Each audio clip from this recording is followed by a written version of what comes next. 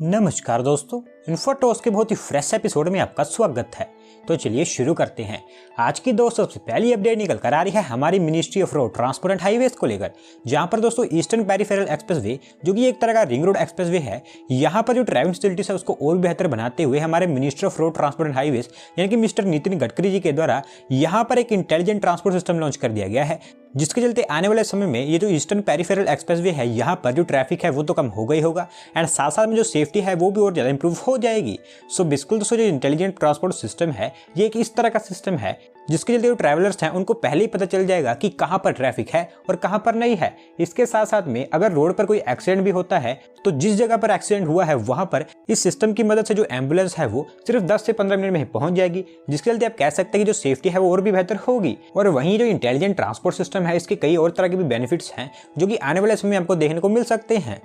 अगली दोस्तों अपडेट निकल कर आ रही है हमारे देश के new high speed rail corridors को लेकर, जहां पर दोस्तों हमारे देश में जो और भी high speed rail corridor project हैं उनका काम और भी फास्ट ट्रैक बेसिस पर डालते हुए NHAICL के द्वारा एक न्यू कंसल्टेंट को ये जो हाई स्पीड रेल कॉरिडोर्स हैं उनके लिए जो DPR है उससे रिलेटेड जो जर्नल अरेंजमेंट ड्राइंग है वो प्रिपेयर करने के लिए एक कंसल्टेंट को हायर कर लिया गया है, जिसके चलते नाउ ट्रांसलिंक इंफ्रास्ट्रक्चर कंसल्टेंट जो कि एक अहमदाबाद कंसल्टेंट है वो हमारे देश में 4 और हाई स्पीड रेल कॉरिडोर्स के लिए DPR बनाने का काम स्टार्ट किया गया है, उसके लिए जर्नल अरेंजमेंट ड्राइंग का काम करने वाला है। सो बेसिकली दोस्तों मैंने आपको कल ही बताया था कि हमारी जो Mumbai Ahmedabad high speed rail corridor project है उसके प्रोग्रेस को देखते हुए हमारी रेलवे की तरफ से डिसाइड किया गया है कि वो जो और हाई स्पीड रेल कॉरिडोर्स है उन पर काम स्टार्ट करेंगे। एंड दोस्तों इसको फास्ट फॉरवर्ड करते हुए हमारे जो रेलवेज हैं उनके द्वारा हमारे जो NHAICL है उनको कह दिया गया था कि अगले 1 साल के अंदर अंदर हमारे देश में 7 और जो हाई स्पीड रेल कॉरिडोर्स है उनकी DPR को प्रिपेयर कर दिया जाए। एंड नाउ इसमें एक स्टेप आगे बढ़ाते हुए जो NHAICL है उनके द्वारा जो ट्रांसलिंक इंफ्रास्ट्रक्चर कंसल्टेंट है इसको 4 और कॉरिडोर्स के लिए जो जनरल अरेंजमेंट ड्राइंग है वो प्रिपेयर करने के लिए हायर कर लिया गया है,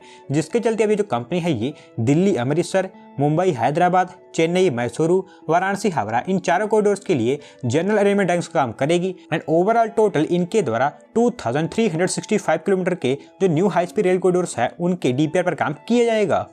बढ़ते हैं दोस्तों अगली अपडेट की तरफ जो निकल कर आ रही है Bengaluru based multinational information technology company Infosys को लेकर, जहां पर दोस्तों इनके बिजनेस को और भी ग्रो करते हुए रिसेंटली जो इन्फोसिस है इन्होंने हमारे स्टॉक मार्केट पर 8 ट्रिलियन रुपीस का जो मार्केट कैपिटलाइजेशन है उसको हासिल कर लिया है। एंड ये काम करने वाली इन्फोसिस हमारे देश की 4th कंपनी बन चुकी है। सो बेसिकली दोस्तों इन्फोसिस है वो हमारे देश की one of the fastest growing information technology company है। एंड इस साल के अंदर अंदर इनके जो स्टॉक है वो 52% तक इंक्रीज कर गए हैं और रिसेंटली 2-3 दिन पहले ही इनका जो स्टॉक है वो ऑल टाइम हाई पर चला गया था, जिसके चलते इन्होंने जो माइलस्टोन है इसको अचीव किया है, जहां पर इनका जो मार्केट कैपिटलाइजेशन है वो रुपीस 8 ट्रिलियन को पार कर गया है। और वहीं दोस्तों इससे पहले हमारे देश में Reliance Industries Limited, Tata consultancy services and HDFC bank इन तीनों कंपनीज के द्वारा जो 8 ट्रिलियन रुपीस का मार्केट कैपिटलाइजेशन का माइलस्टोन है इसको हासिल किया है। और वहीं जो इन्फोसिस है ये अब ये काम करने वाली हमारे देश की 4th कंपनी बन गई है। अगली दोस्तों अपडेट निकल कर आ रही है गुजरात स्टेट में सेटअप किए जाने वाले एक न्यू डिसैलिनेशन प्लांट को लेकर,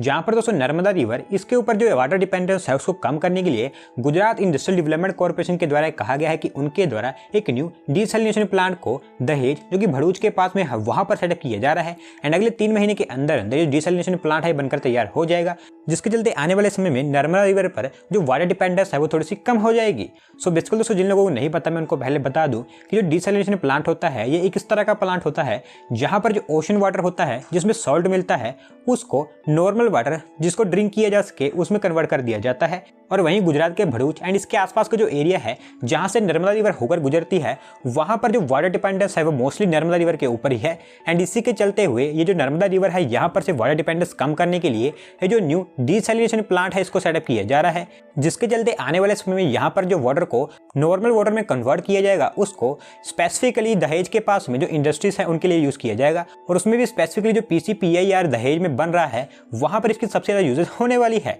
एंड अगले 3 महीने के अंदर अंदर यानी कि मार्च 2022 तक 1000 करोड़ रुपए स्पेंड करके जो डिसैलिनेशन प्लांट है बनकर तैयार हो जाएगा।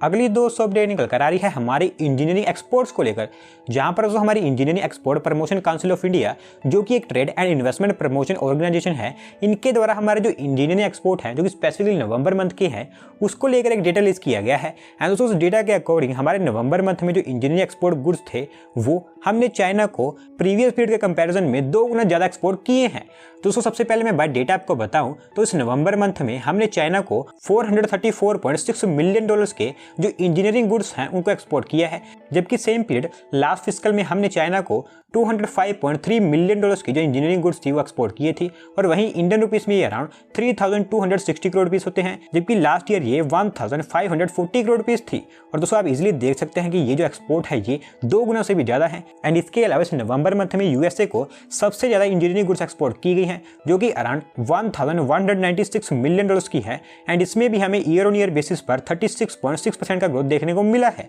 दोस्तों उम्मीद करते हैं कि आने वाले समय में हमारे देश के जो इंजीनियरिंग एक्सपोर्ट्स हैं ये इसी तरह से ग्रो होते रहेंगे। अगली दोस्तों अपडेट निकल कर आ रही है हमारी defence research and development organisation DRDO को लेकर, जहां पर दोस्तों रेगुलरली न्यू सिस्टम पर वर्क करते हुए डीआरडीओ के द्वारा रिसेंटली एक indigenously developed high speed expendable aerial target Abhyas का टेस्ट लिया गया था। एंड यहाँ पर दोस्तों अच्छी बात ये निकल कर आई है, जो टेस्ट है सक्सेसफुली कंप्लीट हुआ है। सो बेसिकली दोस्तों इस समय जो डीआरडीओ है वो उनकी फुल फॉर्म में काम कर रही है, एंड डेली हमें कोई ना कोई new missile and new weapon की टेस्टिंग देखने को मिलती है। एंड नाउ इस बार जो डीआरडीओ है उनके द्वारा ये जो एक्सपेंडेबल एरियल टारगेट वेपन है इसका टेस्ट लिया गया था, जिसको उड़ीसा के चांदीपुर में जो इंटीग्रेटेड टेस्ट रेंज है वहां पर लिया गया था। और स्पेसिफिकली इस बार ये इसका एक फ्लाइट ट्रायल टेस्ट था, जहां पर इसकी जो टेस्टिंग है उसको कई सारे सिस्टम का इस्तेमाल करके दिखा गया था। एंड अच्छी बात ये निकल कर आई है कि ये जो इस बार टेस्टिंग हुई है वहां पर इसने इसके सभी के सभी जो पैरामीटर्स है उसको कंप्लीट किया है। एंड नाउ दोस्तों इसको जल्दी ही हमारे जो डिफेंस फोर्सेस है उनकी पावर से भी इंडक्ट कर दिया जाएगा।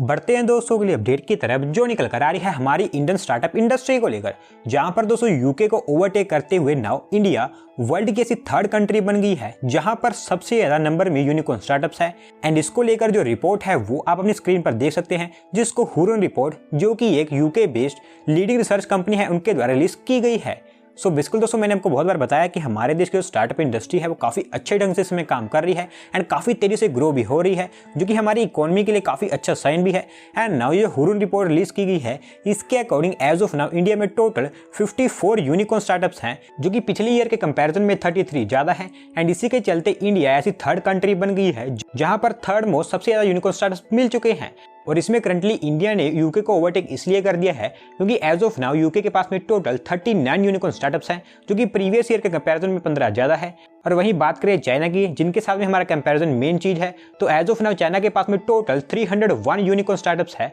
लेकिन जिस रफ्तार से हमारे देश में जो यूनिकॉर्न स्टार्टअप्स ग्रो हो रहे हैं, अगले 8-10 सालों के अंदर अंदर जल्दी हमें देखने को मिलेगा कि इंडिया चाइना को जो यूनिकॉर्न स्टार्टअप्स है उसके मामले में पीछे छोड़ देगा। आज की दोस्तों लास्ट अपडेट निकल कर आ रही है हमारी इंडियन रेलवेज के साउथ सेंट्रल रेलवे जोन को लेकर, जहां पर दोस्तों इन्वायरमेंटल फ्रेंडली जो मेजर्स हैं उनको एक्सेप्ट करते हुए एंड साथ साथ में जो वाटर वेस्ट है उसको कम करते हुए साउथ सेंट्रल रेलवे जोन के द्वारा सक्सेसफुली हैदराबाद में जो कोचिंग डिपोट है वहां पर एक new automatic coach washing plant setup कर दिया गया है, जिसको ऑपरेशनल भी कर दिया गया है। सो बिल्कुल दोस्तों जो ऑटोमेटिक कोच वॉशिंग प्लांट है इसको अराउंड 1.78 करोड़ रुपये स्पेंड करके यहाँ पर सेटअप किया गया है, जो कि एक multi stage external cleansing system है। एंड इसकी जो कैपेसिटी है वो 8 से 10 मिनट्स में 24 ट्रेन कोचेस को साफ करने की है। एंड ऑलरेडी दोस्तों इस तरह के जो वॉशिंग प्लांट है उनको सिकंदराबाद, काकीनाडा, काचीगुड़ा इस तरह के स्टेशन पर सेटअप किया जा चुका है। एंड नाउ हैदराबाद में भी जो कोचिंग डिपोट है वहां पर भी इसको इंस्टॉल कर दिया गया है, जो कि अपना काम कर रहा है। तो दोस्तों आज की वीडियो में बस इतना ही। अगर आप अपनी तरफ से कोई अपडेट सबमिट करना चाहते हैं